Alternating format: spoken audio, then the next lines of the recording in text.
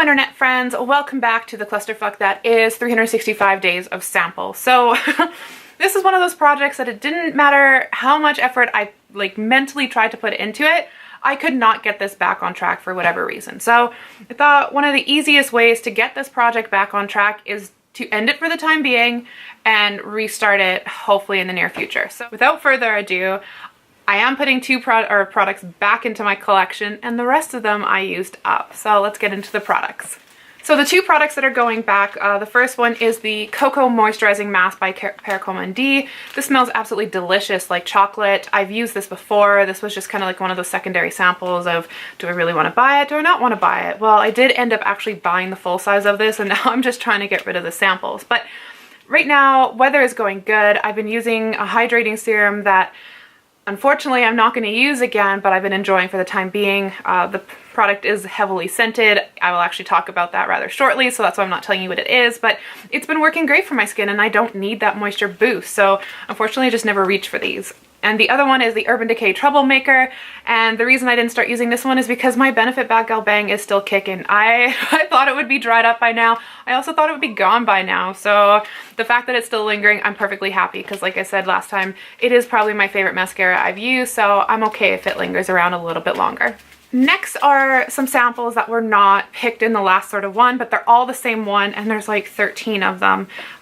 Sephora had it a little while ago that if you spent a certain amount, you got free samples of Good Genes, so we may have had 2 of those orders come in, so we've got a ton of Good Genes samples. So I didn't really exactly use these up. I just squeezed these all into my Good Genes container just because that was a lot easier to use, but I've been going through it at a steady pace to the point that I'm confident these are going to be gone in the just next couple of days. So I've been using it. I know people who know the price tag of this product are probably going to shudder, but I've been using it on my arms for my KP, and quite honestly, it's probably one of the best products that I've used on my arms this whole year.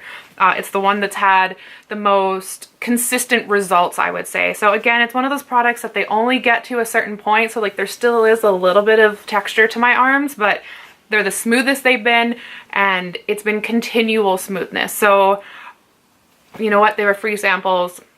I don't know if I would repurchase this product just for that, because the price tag for the big size of this is upwards of $200. So it is quite an expensive product just for putting on my arm. So I'm going to enjoy it while the time lasts. I am enjoying it, and hopefully I'll find something else that's a little bit cheaper in the meantime, because I really am debating if I want to purchase the full size or not, when I know I shouldn't because it's not really in my budget right now. But that's how I feel about these. Absolutely love them. If you have some free samples kicking around, try them on your arms if you have KP. I think you'll enjoy it. And so lastly, the samples that we did pick for this project, I just have my notes here that I made about all of them. So let's get into it because there are a couple of them.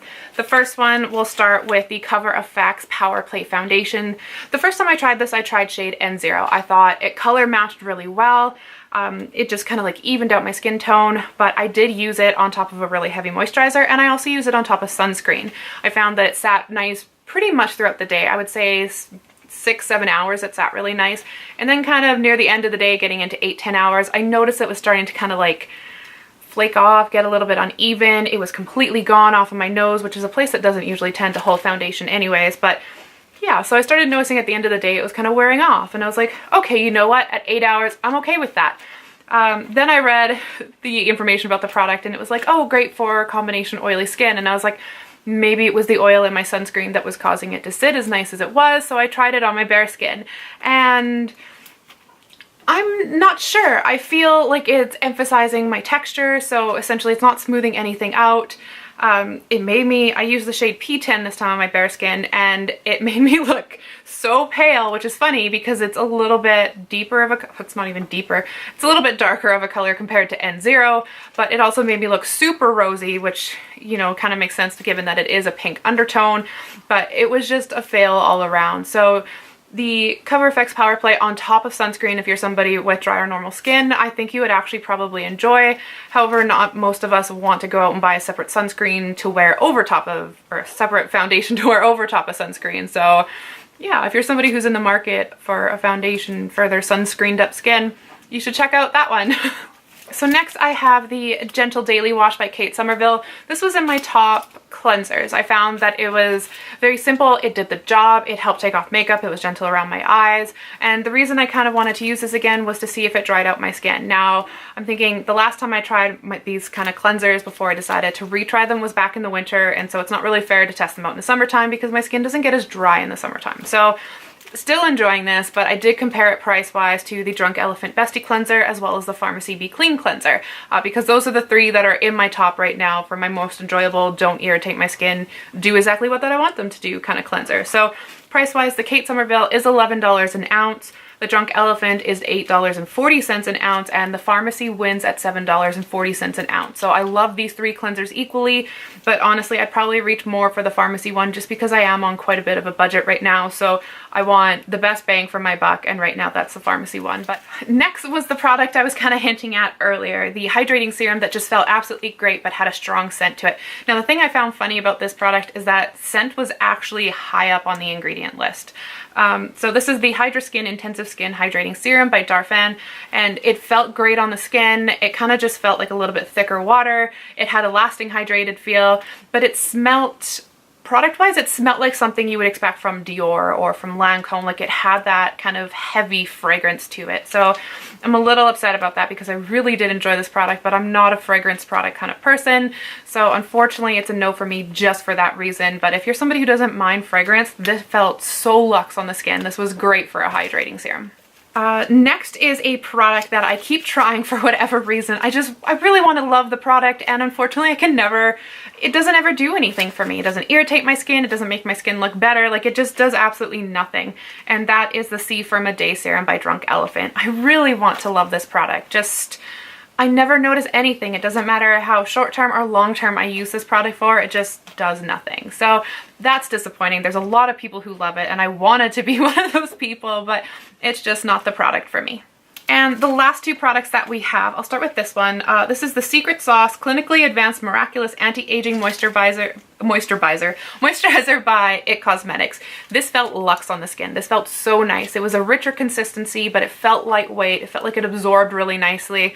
Like, everything physically about the product was great until it came to the scent. And just like the Darphin one, it's fragranted, and I'm not a fragrance skincare person. So again, if you're looking for something luxe for your skin but not too heavy, like nice lightweight and absorbs really nicely, and you don't mind that fragrance, this was really enjoyable. But unfortunately, there's no way that I can continue using this. Like, it's definitely too strong for my liking.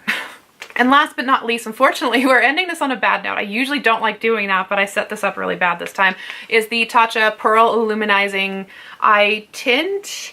The Pearl Tinted Eye Illuminating Treatment in Moonlight. So this felt really nice putting it on your under eye, like it sat really nice. I just found when you first put it on, it looked like it was going to be so dark. Like, I'm somebody who's, you can tell, I'm pretty damn pale, so lightest shades aren't usually for me anyway. So it looked super dark, but as you kept pressing it in, it started to kind of like melt in your skin and look a little bit more even, until I noticed that the color pretty much just disappeared the more that I patted it in. So I felt like there was almost no tint to the product, and you can even see like the little veinies around my eyes. You could still see like you could still see everything. Like, it's almost like it just disappeared. So I feel like there wasn't a tint to this product. And the other thing that I didn't like was that they called it an illuminizing eye cream, and there was no illumination to it.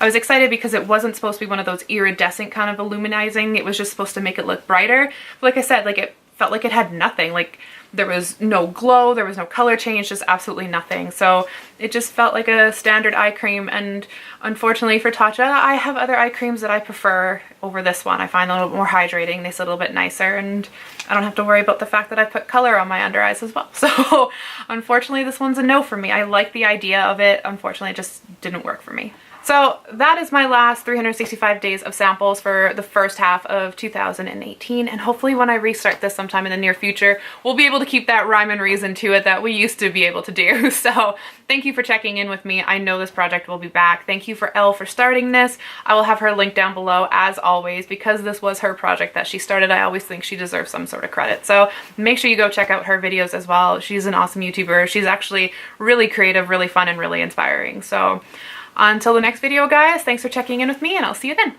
Bye for now.